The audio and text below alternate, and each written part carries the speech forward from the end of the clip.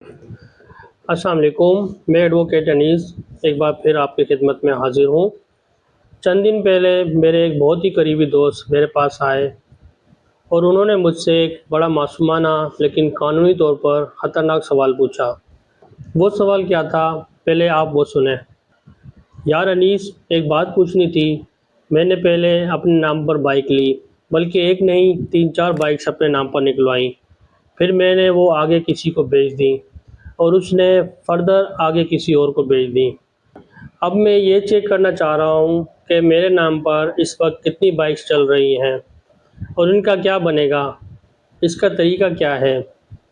नाजरीन, मेरे दोस्त का ये सवाल सुनकर मैं तो एक सेकंड के लिए ख़ुद परेशान हो गया, क्योंकि ये सिर्फ मेरे दोस्त का मसला नहीं, ये पाकिस्तान के करोड़ों शहरियों का मसला है। फ़र्ज़ करें आपने भी अपने नाम पर 3-4 बाइक्स ली या अपनी पुरानी बाइक्स 2 साल पहले किसी को बेच दी, पैसे जेब में डाले और सुकून से सो गए। लेकिन अचानक एक दिन पुलिस आपके घर आती है और कहती है कि आपकी बाइक से कोई संगीन जुर्म हुआ है, कोई डकैती हुई है या कोई बड़ा हादसा हुआ है। आप कहते हैं मैंने तो बेच दी थी, लेकिन कानून कहता है नहीं, रिकॉर्ड पर मालिक आप हैं तो मुजरिम भी पहली नज़र में आप ही हैं। आज का व्लॉग हर उस पाकिस्तान के लिए ज़िंदगी और मौत का मसला है जिसने कभी बाइक या गाड़ी बेची या अपने नाम पर किसी और को ले दी। आज मैं आपको बताऊंगा कि ये गफलत आपको कैसे जेल पहुंचा सकती है और कानून के मुताबिक आप इससे कैसे बच सकते हैं। अब हमारे यहाँ एक बहुत आम और गलत रिवाज है कि हम बाइक या गाड़ी बेचते वक्त ओपन ट्रांसफ़र लेटर पर दस्तखत करके दे देते हैं या फिर भाईचारे में किसी दोस्त या रिश्तेदार को अपने नाम पर बाइक निकलवा कर दे देते हैं। वो आगे किसी और को बेच देता है और वो किसी तीसरे को। कानूनन यानी मोटर व्हीकल ऑर्डिनेंस 1965 के सेक्शन 32 के तहत जब आप गाड़ी बेचने जाते हैं तो ख़रीदार के लिए लाजिम है तो वो 30 दिन के अंदर गाड़ी अपने नाम पर मुंतकिल करवाए।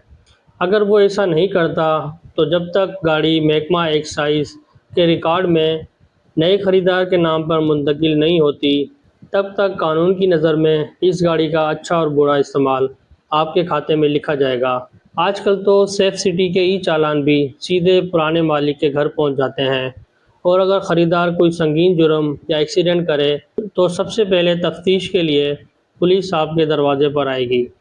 अपने नाम पर मौजूद बाइक्स कैसे चेक करें। अब आते हैं मेरे दोस्त के उसी सवाल की तरफ कि हमें पता कैसे चले कि मेरे नाम पर इस वक्त कितनी बाइक्स चल रही हैं। इसका तरीका बहुत आसान है और आप घर बैठे चेक कर सकते हैं।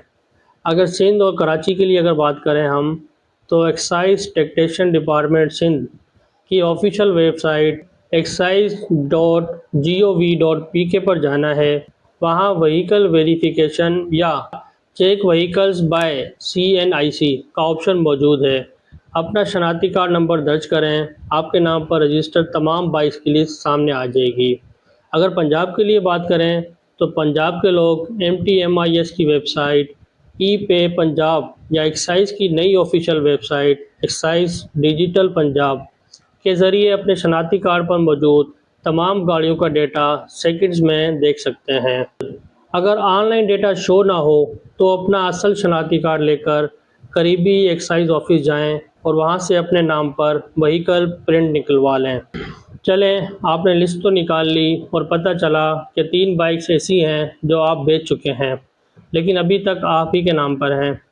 अब आप क्या करेंगे, क्योंकि ख़रीदार तो गायब है या बात नहीं मान रहा। गाड़ी ब्लॉक या ब्लैक लिस्ट कैसे करवाएं। बतौर वकील मैं आपको इसका पक्का कानूनी हल बताता हूँ, जिसे व्हीकल ब्लॉकिंग या गाड़ी को ब्लैक लिस्ट करवाना कहते हैं। इसका तरीका नोट कर लें। आप एक्साइज ऑफिस के नाम पर एक दरख्वास्त लिखेंगे कि मैंने ये गाड़ी फ़लाँ तारीख को बेच दी थी, ख़रीदार अब इसको अपने नाम पर ट्रांसफ़र नहीं करवा रहा, लिहाजा इसका रिकॉर्ड ब्लॉक किया जाए ताकि ये आगे ट्रांसफ़र ना हो सके।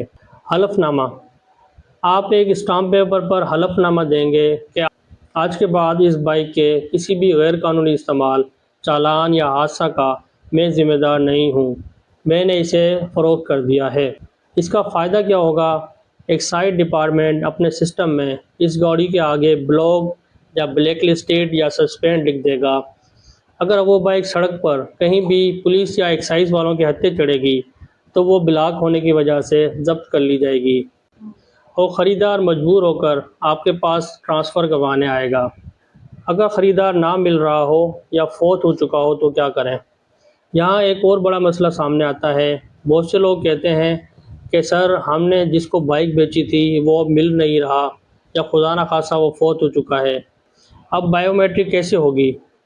اس کا حل یہ ہے کہ اگر خریدار نہیں مل رہا تو آپ ایکسائز آفس کی ڈسپیوٹ ریزولیوشن کمیٹی میں کیس فائل کریں گے یا اپنی شکایت دائر کریں گے، یا پھر سول کورٹ سے ڈکلیریشن اسٹے آرڈر کی ڈگری لے سکتے ہیں کہ یہ گاڑی اب آپ کی ملکیت نہیں ہے۔ عدالت کا آرڈر دیکھتے ہی ایکسائز ڈپارٹمنٹ آپ کا نام اس گاڑی سے مستقل طور پر ہٹا دے گا۔ قانونی وارننگ۔ ایک اور پتے کی بات، اب پنجاب اور دیگر صوبوں میں بائیو میٹرک کے بغیر گاڑی ٹرانسفر نہیں ہوتی، اس لیے اوپن لیٹر کا دور ختم ہو چکا ہے۔ جب بھی بائک بیچیں اسی وقت خریدار کے ساتھ جا کر بائیو میٹرک لازمی کروائیں۔ اگر آپ کے پاس بائک بیچنے کی کوئی رسید، سیل ڈیڈ یا خریدار کے شناختی کارڈ کی کاپی موجود ہے تو آپ متعلقہ تھانے میں ایک رپورٹ بھی درج کروا سکتے ہیں۔ لیکن ایک وارننگ یاد رکھیں، کچھ لوگ حادثہ یا جرم ہونے کے بعد پکڑے جانے کے خوف سے بیک ڈیٹڈ یعنی پچھلی تاریخوں میں جعلی اسٹامپ پیپر یا سیل ڈیڈ بنوا لیتے ہیں۔ یاد رکھیں، پولیس انویسٹیگیشن میں اسٹامپ پیپر کا سیریل نمبر اور تاریخ پکڑی جاتی ہے، اور ایسا کرنے سے آپ پر جعل سازی کا ایک اور سنگین مقدمہ بن سکتا ہے۔ اس لیے جو بھی کریں وقت پر اور ایمانداری سے کریں۔ ناظرین، قانون آپ کی حفاظت کے لیے ہے، لیکن تب ہی جب آپ خود بیدار ہوں۔ اگر آپ نے یا آپ کے کسی دوست نے ماضی میں ایسی کوئی غلطی کی ہے تو آج ہی اپنی بائکس کا ریکارڈ چیک کریں اور اس بڑے خطرے سے باہر نکلیں۔ اگر آپ کو یہ معلوماتی ولاگ پسند آیا ہو اور آپ مزید ایسی قانونی ویڈیوز دیکھنا چاہتے ہیں تو چینل کو سبسکرائب کریں، ویڈیو کو لائک کریں اور اپنے ان دوستوں کے ساتھ لازمی شیئر کریں جنہوں نے بائک بیچ رکھی ہے یا اپنے نام پر کسی کو لے کر دی ہے۔